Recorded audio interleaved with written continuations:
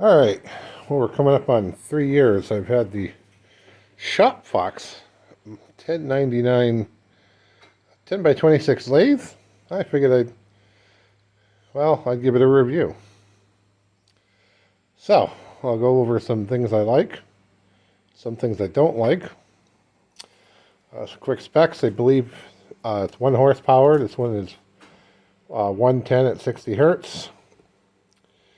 And let's see. They listed as 10 by 26.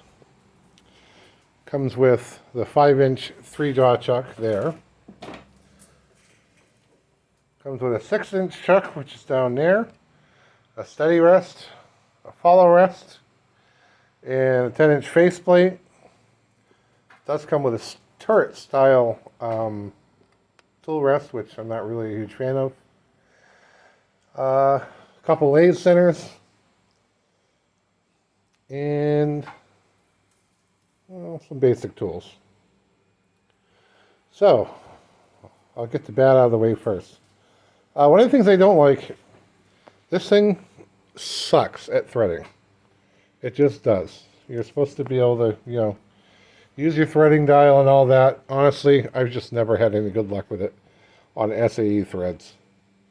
Metrics, it does fine. It just is what it is. And, of course, it's a change gear lathe, so it comes with a bunch of gears that you have to change to go through your different pitches. I don't like the tailstock quill. It could be 3 inches, but it effectively ends up being 0, because as you see, the first 2 inches of inch of travel at least takes up just in the ejection of the whatever you've got in the tailstock, and I believe that's an MT2 taper. So it only really has about 2 inches of quill travel, which for most things is okay. Otherwise, expect to have to crank it all the way back, loosen your tailstock, bring it in, and, expect to have to do a lot of that if you're going to do any deep holes. And that's really pretty much it. Mine came in, pretty good shape as delivered. And 3 years on, everything's still pretty tight. It doesn't cut a taper. It stays pretty. If I do about 12 inches, it actually stays within, I don't know, a thou, half a thou, which ain't bad. It's a Chinese lathe. So what do I like about it? I forget exactly what I paid for it, but it was relatively cheap. It's got a decent capacity for a bench top, and here on the farm it has done very well. I mean, it's done everything I've asked it to do. So now, with having got that out of the way, I'll get into some of my modifications. Starting with this. So as it comes, there's a little cover here, which, I really have no idea why they put it there, but it comes with a little cover here, and I did the cover delete. Because what happens is when you blow stuff, or go to blow a piece out with the chuck, it blows particles back through here, it hits the cover, ends up down in the gearing. Without that cover, at least when you blow things off, they come right through the spindle and don't end up anywhere but on your floor, which is a whole lot better than in your gearing. This cover comes hinged.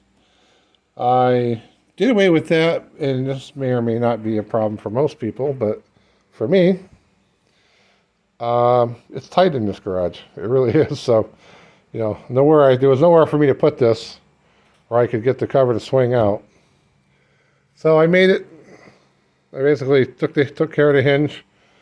I cut out the bottom of this guard, and now this whole thing lifts right off with no problem.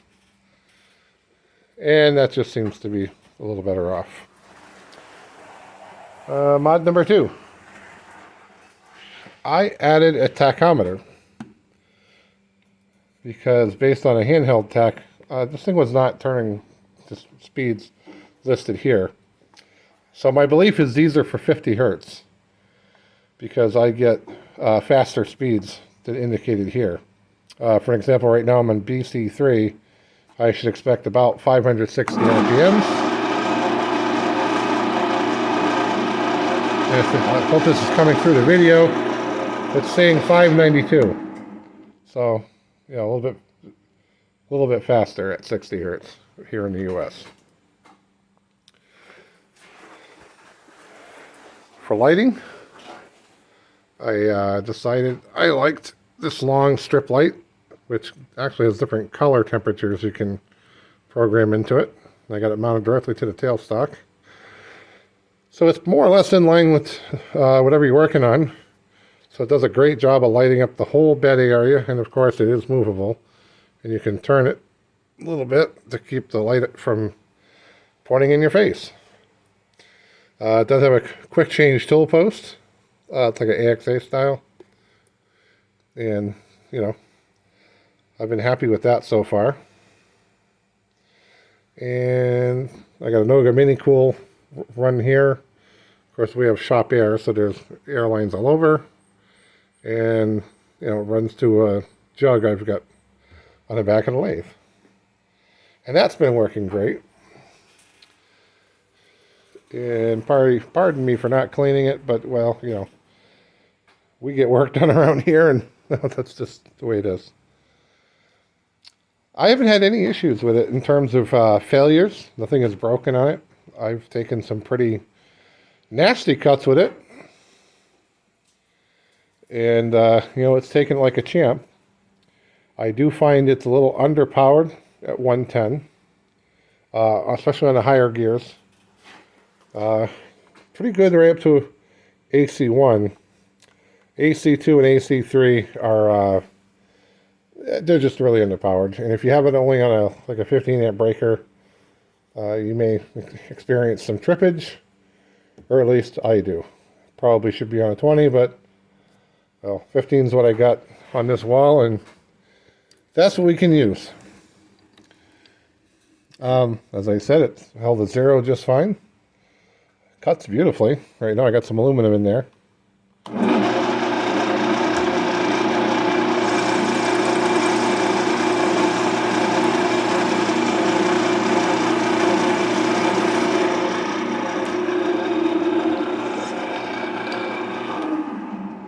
And yes, I back dragged across to work because, well, it's coming smaller, so it's not going to matter, but, you know, pretty good finish.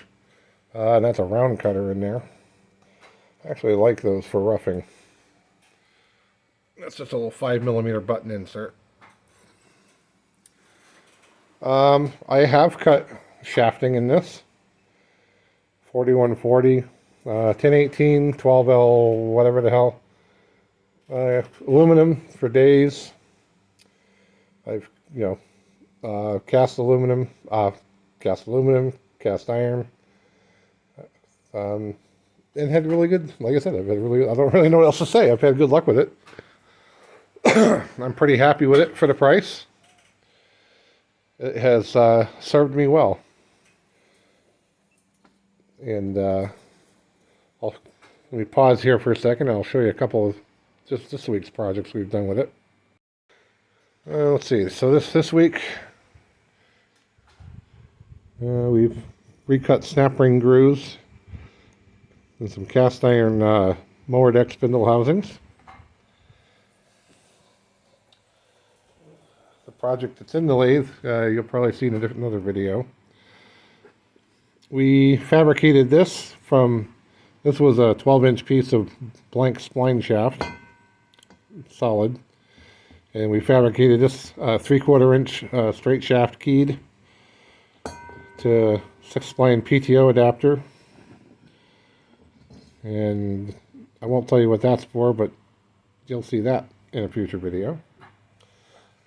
And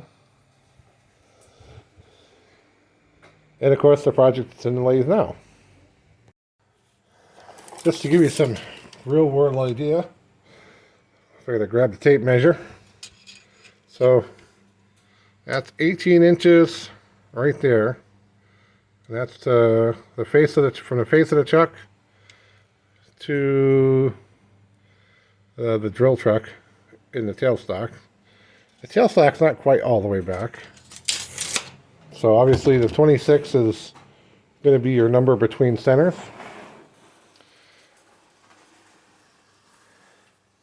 And this was ordered through Grizzly. I don't know if there's a different supplier that sells this lathe. And I think Grizzly has a model that's pretty similar. But this is the one we went with, and if you got any questions, drop it down there in the comments, and I'll answer what I can. Y'all take it easy. Bye-bye.